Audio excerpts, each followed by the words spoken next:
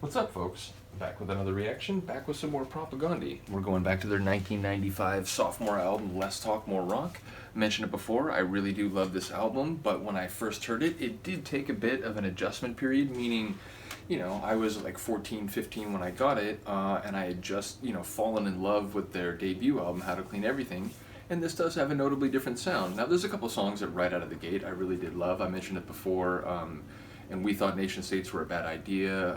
Apparently I'm a PC fascist, preteen McCarthyist also. So there were tunes that I liked right away. But there were a few tunes that just had a very different sound from How to Clean Everything, and it was the first album that sort of challenged me as a listener to sort of grow as a musical listener, and fan of their work. So I have come to very much love it, and I think it's as important an installment in their catalog as any other record. But yeah, like I said, when I first got it, it took a bit to sort of work its way onto that same level that I had already put How to Clean Everything. And one of the songs that was in that vein, meaning I didn't initially enjoy it as much as other songs on the album, was Anchorless. And Anchorless, as far as I know, and Jimmy, Ryan, any other Propagandhi fans out there, do correct me if I'm wrong here, but I think it's the only song where the original bassist, John K. Sampson, sings on his own and wrote the lyrics.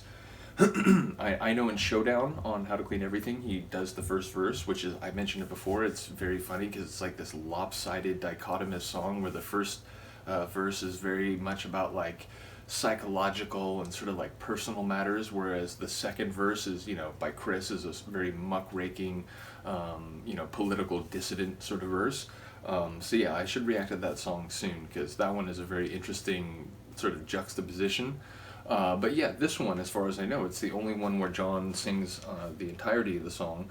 And it's interesting because when I first heard it, I remember thinking like, okay, so, it's about this like small town and, someone that he knows is dying and he's trying to come to terms with it. But that's about all I could get out of it. Well, there is something to that. That is essentially the fundamental sketch of the track. But I remember a couple years ago, I saw an interview online with John K. Sampson, and I was able to find it today. So before we start, let me just read this. So John K. Sampson said this: Anchorless, that's a very hopeful song for me, and I know most people don't see it that way. It's about a family member close to me that died, and who our family had some conflicted feelings about, who I never really got to know as well as I should have, and who just didn't seem able to express himself all his life. Didn't seem able to show affection and care for other people, and the song is about how I don't want to end up that way, and I'm resolving not to be that way. Not to follow that pattern that so many people have set for them. I think so many people are emotionally stunted by the places they live and the people who bring them up. So to a certain extent, yeah, you have to leave that behind. You have to say, I'm starting fresh, no baggage. So I'm trying to escape that. I think that's really profound, and in a way, I think that is as punk rock as anything Chris wrote on the first two records. I just absolutely love that idea of, look, you come from necessarily, the happenstance of your birth, the geographical happenstance, the familial happenstance, sort of the cultural milieu happenstance that you happen to grow up in. These things are not chosen by you. They are inherited at your birth. They are baggage that you acquire by virtue of being a biological creature. But I love the idea of not being beholden to them, not being anchored down by them, not being restricted in the places you can go, whether that's an intellectual concept, a geographical concept, cultural, social, etc. So I do love the idea of not being beholden to sort of your initial context. So with that intro, let's get to it. This is Propagandhi Anchorless on Less Talk, More Rock. They called you to tell me that you're finally dying through a veil of childish cries. Southern ends of the prairie pulling and the handling of your bad disguise. So why were you so anchorless? Load up and nude in some backyard. Anchorless. Small town that you lived and died in. Got an armchair from your family home. Got your E.G.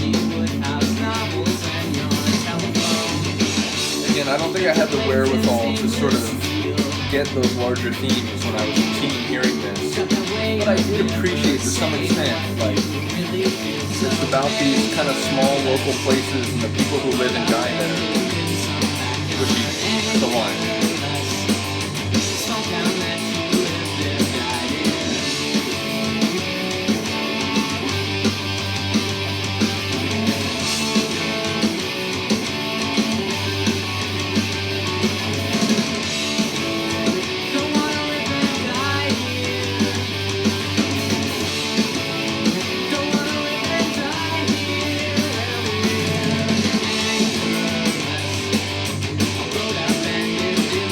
Shredding the axe though.